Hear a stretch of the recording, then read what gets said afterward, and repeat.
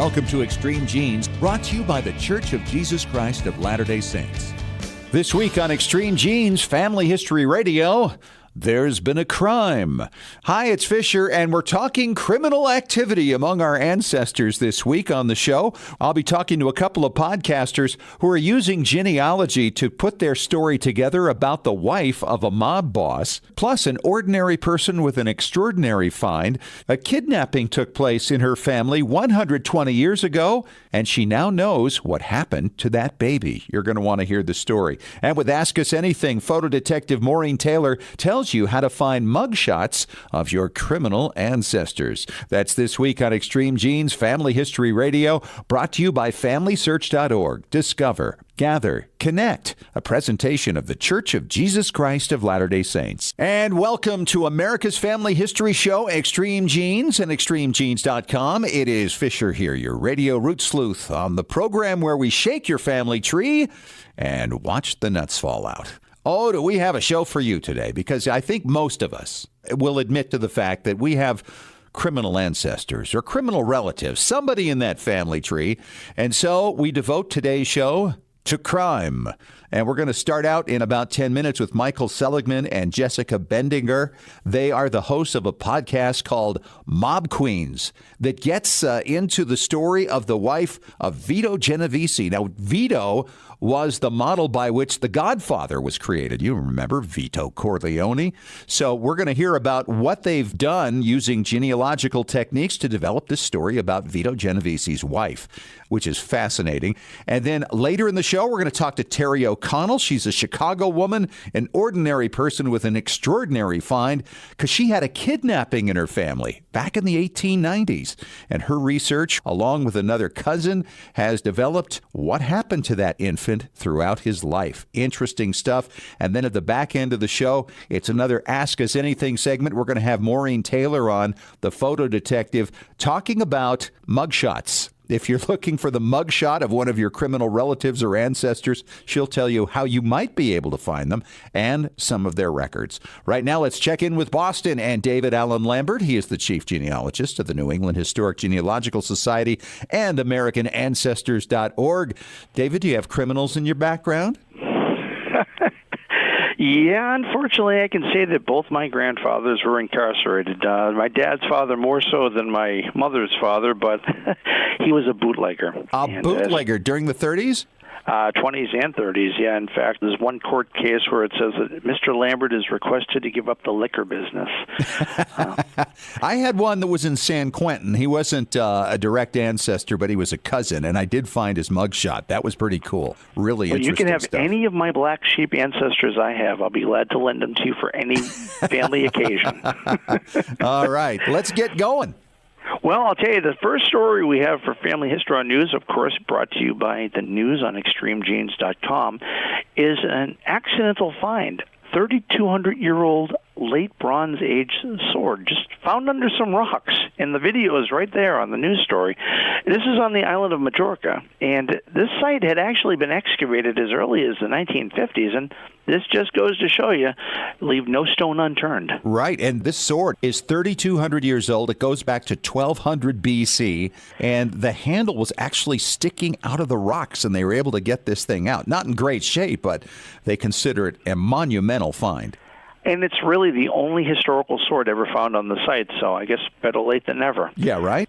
Well, and it's funny how things show up and they're returned to the appropriate place. So, of course, letters are something we cherish in genealogy. And, of course, if I mail you a letter, I'm mailing it from Massachusetts to your home, and it ends up there. Sometimes they return back, and I do that on eBay all the time. I'm always buying stuff from my hometown. But in the town of Avon, Connecticut, the librarians recently got a call from a gentleman in Ohio who had 60 letters. These are from the 18th and early 19th century from a Hawley family that had a minister, and they moved out west. Well, now the letters have gone back home. Isn't that great? And they're going to be in the archives, so anybody from that family, whoever wants to review them or obtain the content, I mean, this is going to tell a lot of stories. It is, and the other thing is it also gives you, besides your own family, the people that your family is associated with. So the associate connections are great because it can help tell the genealogy of someone who may have not even realized there was a letter about their ancestor. Wow. When you look through libraries, you think of holding a book that's been around for a long time, but in the 1890s, there was actually a book scare that people believed that you could catch tuberculosis, even cancer, from books that had been handled by somebody else. Yeah, in the libraries. This scare actually went on into the 19-teens, and this story that's on ExtremeGenes.com talks about the origins of this scare. Yeah, there's a young gal by the name of Jessie Allen who died in 1895. She was a librarian in Omaha, Nebraska at the public library, and she died of tuberculosis, and they believed it stemmed from a book that she was handling. So people were not going to libraries because they felt they were going to get sick, and I would imagine that would probably put a real strain on the system for many places. I think so. In fact, I started at NEHCS in 1993 in our book loan circulating library. Just think, if it really had been a big thing, nearly 100 years later, I wouldn't have had a job. That's wouldn't right. be having this conversation with you right now. That's probably true. Imagine that. You got to wonder, what from our era will people say 100 years from now we'll look back on and go, really? They thought that? How about vaping? Vaping, yes. I think that's got to be the thing, because that's got to go. I mean, let's face it. They're killing people all over the place, and it's been presented to children as being 99% safer than cigarettes. The only thing that's safer than cigarettes is not doing anything at all. Yeah, right? Breathe in the air that's around you. Yeah, like it was meant to be. We have a new genealogical TV show on the horizon, starring Daisy Fuentes, a new TV show called A New Leaf. This show premieres on NBC on October 5th, and will be giving the stories of average, everyday people learning to create a new leaf on their family tree and find great discoveries. How cool is that? Well, let's see how it is, right? Exactly. Well, I love to give a blogger spotlight, but sometimes our bloggers don't have their own blogs. So if you go to familysearch.org/blog, you can find guest bloggers such as the one recently by our good friend and genealogist Amy Tennant, where she wrote about the WPA interviews of former enslaved African Americans.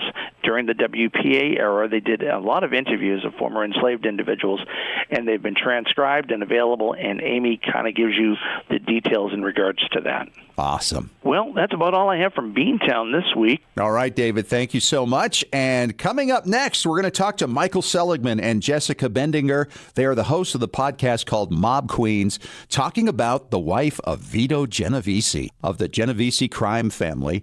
As we go deeper and deeper into the 21st century, there are so many more places for us to get great stories and great information and genealogical ties. And one of them that's in development right now and doing really well is a new podcast called Mob Queens. And this kind of combines true crime and genealogy and history and biography.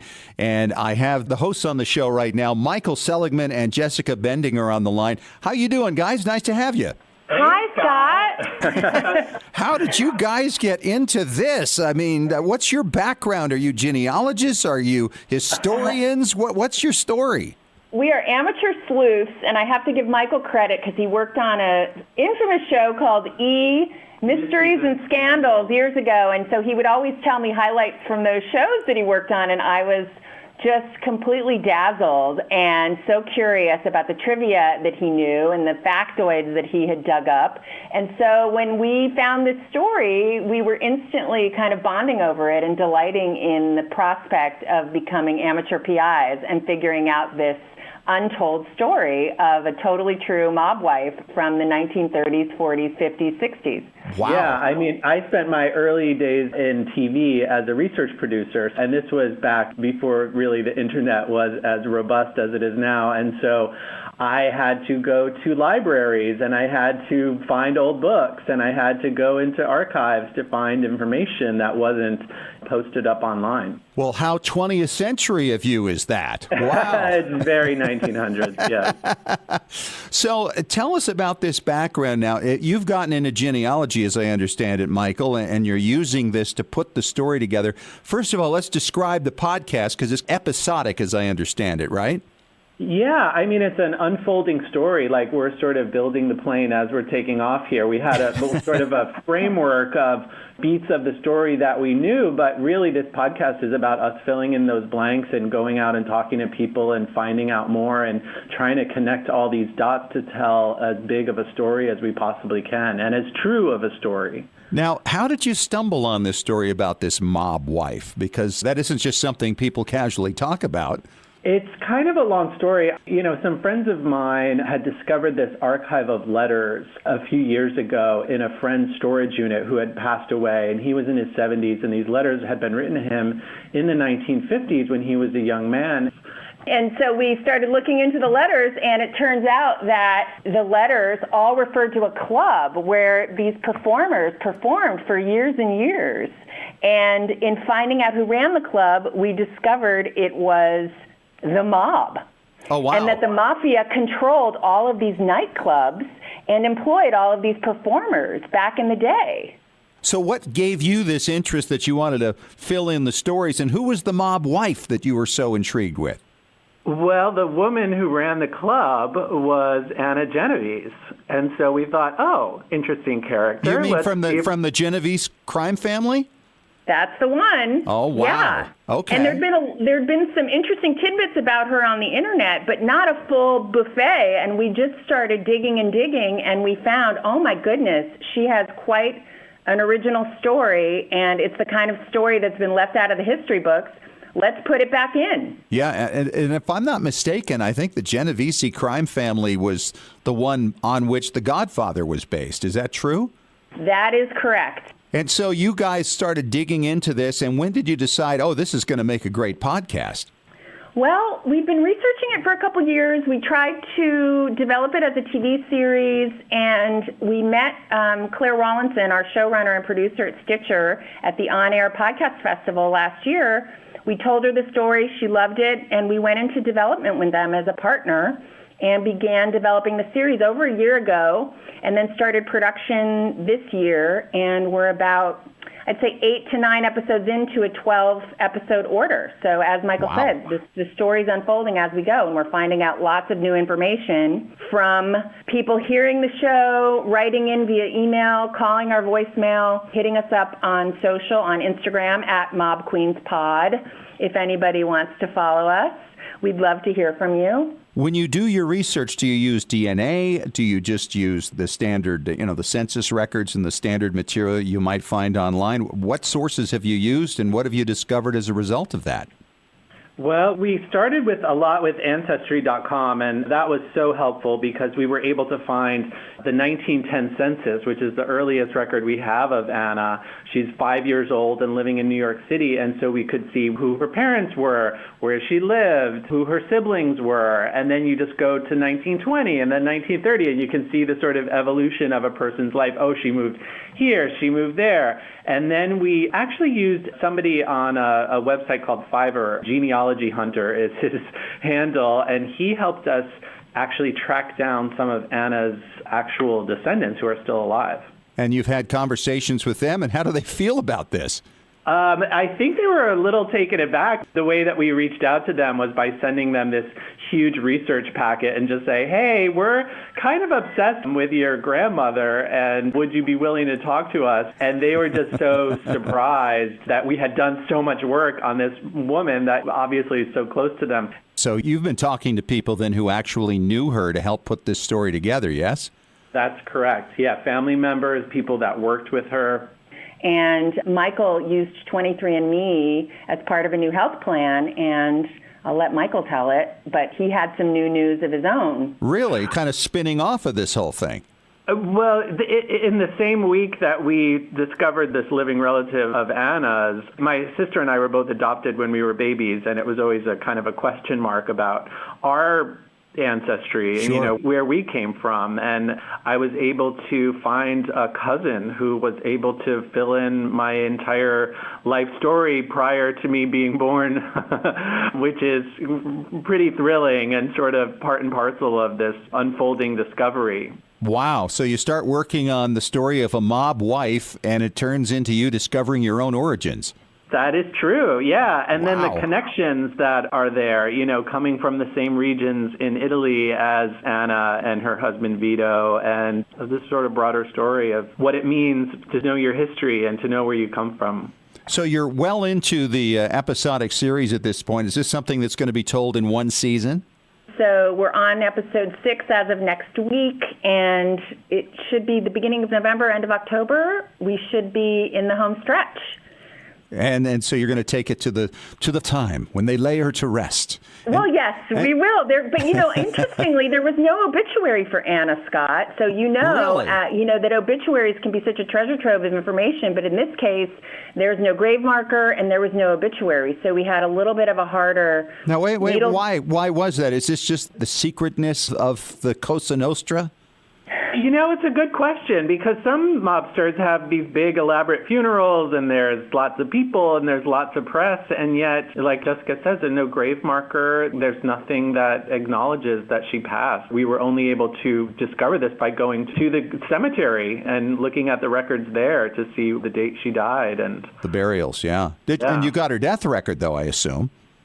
No, we've been actually just had a helper go to probate court to try and find more, and we have actually not gotten her death certificate yet. We've talked to her granddaughter, who was there in the hospital room and who is a first-person narrator for us about it, but no, we are at a loss with the paperwork. As a volunteer deputy sheriff that digs into a lot of these things to work on cold cases periodically, I really appreciate what you're doing. And it's so fun to put this together because I think there is such a fascination with the mob. And did Vito, by the way, die a natural death?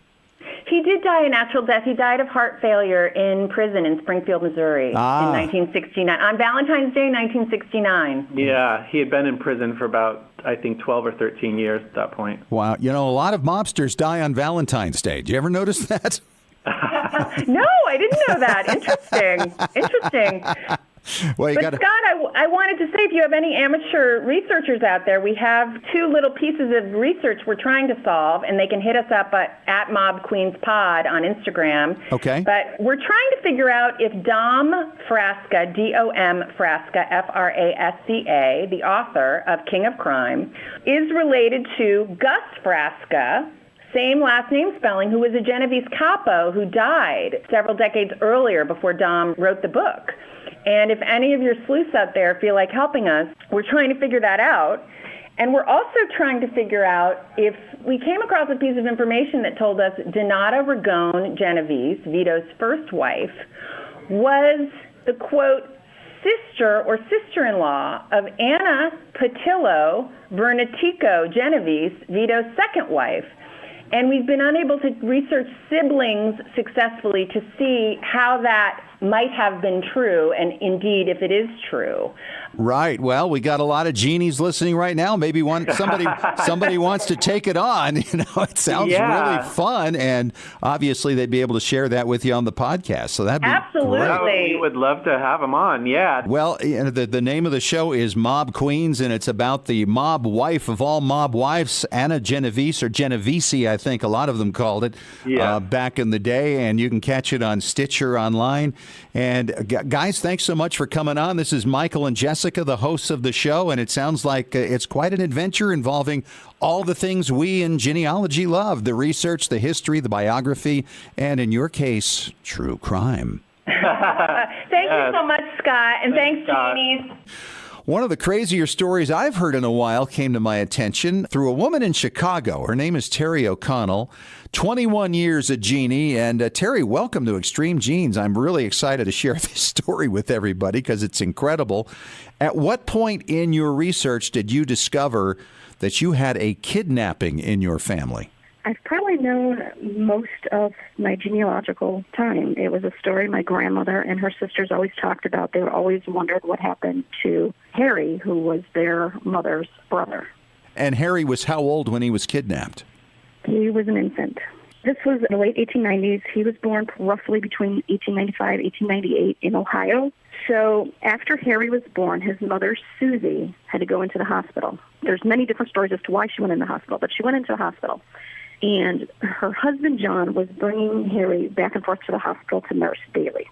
In doing so, he couldn't work, so he couldn't provide for his family. So he went next door to Susie's best friend, who had just lost a baby, and asked her if she would care for the baby and if she would wet nurse for the baby, and she agreed. Every day, he would wake up in the morning, he would go over and check on the baby and make sure that this woman had everything she needed. and he would go to work and, go about his day. And every day, everything was fine. On the day Susie was due to come home from the hospital, he got up, he went to go check on the baby, and the house was empty. Oh, my gosh. So this has been a mystery for now 120 years or so, and along comes our good friend DNA. Right. So this past March, I have a cousin, Tim, who lives in Tennessee, and he descends from this family as well. And he found something rather odd in his DNA. Okay. He found this match. And this match had all these Norwegian names except for one. And it happened to be Hilton, which was Harry's last name. Oh, wow. Okay, so the match had other people who had Hilton on their tree, and that's how he was able to figure out that this might be the connection you were looking for all these years.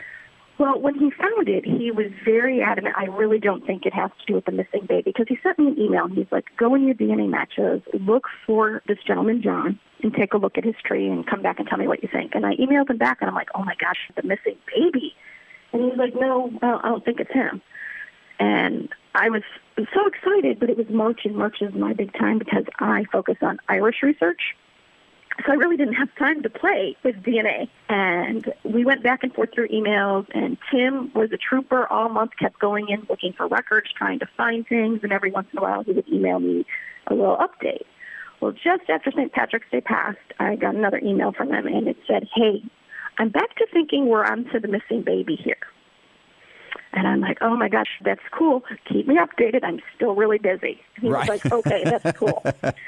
So about a week or so passed. I happened to have gotten sick from being overworked through March. I was sitting on my couch, and I was like, let me go take a look at all this DNA stuff and see what I can find. Because, obviously, I'm intrigued. We have this 120-year-old kidnap case. Everybody wants to know what happened for Harry, and it's unfolding in front of us. Sure. So I pulled up my tree, and I went and I looked at this gentleman, John, who is now our genetic cousin, and we're just trying to fit him in. Like, really, where does What he is fit the into relationship this for line? John? Have you figured that out, or what is it predicted by ancestry? I want to say John might be like a second cousin. Okay. With the removed That would be about right, I mean, for that time period, especially if you're sharing great-grandparents. Right. So I looked at John's tree, and I thought, okay, so I know that we're matching on this line. Obviously, it's going to be the Hilton DNA because that's the only other name in John's tree that's going to connect to my tree. Sure. It's going to connect to Tim's tree as well. Now, here's the interesting part. So John and I share the Hilton DNA, and we're sharing this Garlinger DNA. But Tim, the cousin who found all this, only shares the Hilton DNA, though he also descends from that Garlinger line as well. Well, you're not sharing it. That's all it means is you didn't inherit the same DNA. Right, exactly. So without the two of us, we wouldn't have been able to put it together. Yeah. So now have you been in touch with John, and have you figured out who Harry was, what the new name was? So we have emailed with John back and forth, Tim and myself. So this is what we know of Harry's life. Harry moved to Iowa. The woman that he puts down as his next of kin, we are assuming is the woman that took him. And the name isn't the same, but it was close. Sure. He never changed his name. He went by Harry Hilton. He went by Harry Hilton the whole time? How did he even know his name? They must have told him, obviously. So that's what we were like, okay, this makes absolutely no sense. Who kidnaps a child and doesn't change his name? Yeah, that is... Especially at a baby. Who does kidnap it? So did you find them in the census records? What is that showing? So there's been a couple records that Tim has found. He's been on that search, and he's found some military stuff like draft cards. I don't think he's found them in the census yet.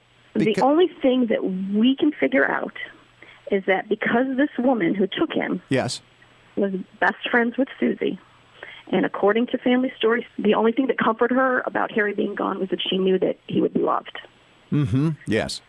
So on the flip side, my thought process is that she really loved Susie so much, but she also just loved this baby, and after losing her own, couldn't give up another. Of course. That she probably just told him that maybe his parents died, and she promised to take care of them. Oh, that makes sense. Yeah. Oh, your parents died. I've taken care of you, and your real name is this. Okay. Yes.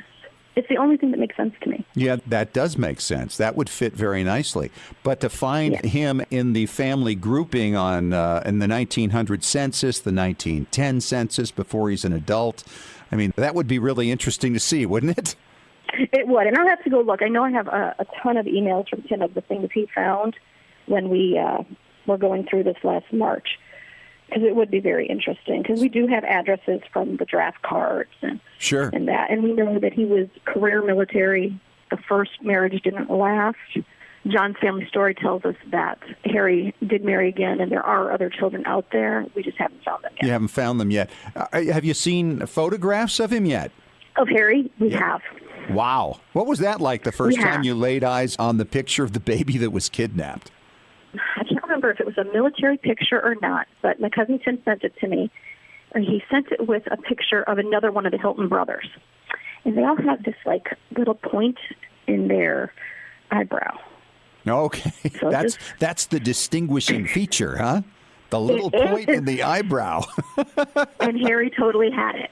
Okay. All right. And he was a full So it brother was- to the others, so that's really interesting. Yeah. But what is really weird, so John and Susie, all of their kids are registered, all their births in Ohio, and I have found them, but Harry's is not. Huh. But you've got the DNA, so you know for a fact we've got the DNA. Yeah, there's no question as to who his parents were. Yeah, I mean, unless the only other way it could go is if John had an affair with one of Susie's siblings. Yes. That would be the only other way he could have both of the DNA. Yes, that would be true, I suppose. Nonetheless, But it would that's far-fetched. it would come in a little differently, though. The DNA match would be off. Yes. If that were Yes. the case. So I don't think that would be it. But, you know, that's really cool. A 120-year-old cold case solved by DNA and just by an ordinary person with an extraordinary find. Well done. I'm impressed, Terry. Thank you. The family feels the same way. They're like, I can't believe that you guys figured this out. Well, it's been part of your family lore for literally over a century, and now we have these amazing tools that you can do this stuff with, and really anybody can learn how to do it. It's an amazing process and so much fun, and it's life-changing. That's the thing. It really, truly is. Terry, thanks so much for coming on and sharing your story. Really appreciate it. Oh, thanks for having me. And kind of to wrap it up for our Ask Us Anything segment, I've asked my good friend Maureen Taylor, the photo detective, to return and talk about this a little bit, because we do have a question from Jill in St. Pete, Florida. She says, I have a black sheep ancestor who was in prison. How do I find his mugshot from the 1930s? Hello, Maureen. What do you think? Hey, Scott. How are you? Great. Oh, my. So photos of people who have gone on the other side of the law can be literally anywhere. So I have found them for sale at flea markets. I have found them for sale at antique shows. I have found them for sale at high-end photo shows. One was all mugshots of everyone from prisons in California. Really? And so do those yeah. become public somehow? Or because obviously this person's looking for a specific ancestor. Right. So I think what happens is they get discarded. I've bought a couple over the years just to have them as an example. And one of the ones I bought it at like the Brimfield Antique Show. And the guy had literally milk crate upon milk crate of the New York State Prison. And these were mugshots. Wow. With criminal records attached. So I'm not actually sure how they get discarded, but they do get discarded sometimes. So whether or not she can find the ones from the 1930s relies on whether or not her police department that arrested him has kept those records or not. Right. Sometimes they end up in archives, like the Providence City Archives, for instance, just took all of the records from the Providence Police Department, and those are now in the city archives, which is great. It's hit or miss. So how far back were mugshots created? Do you know?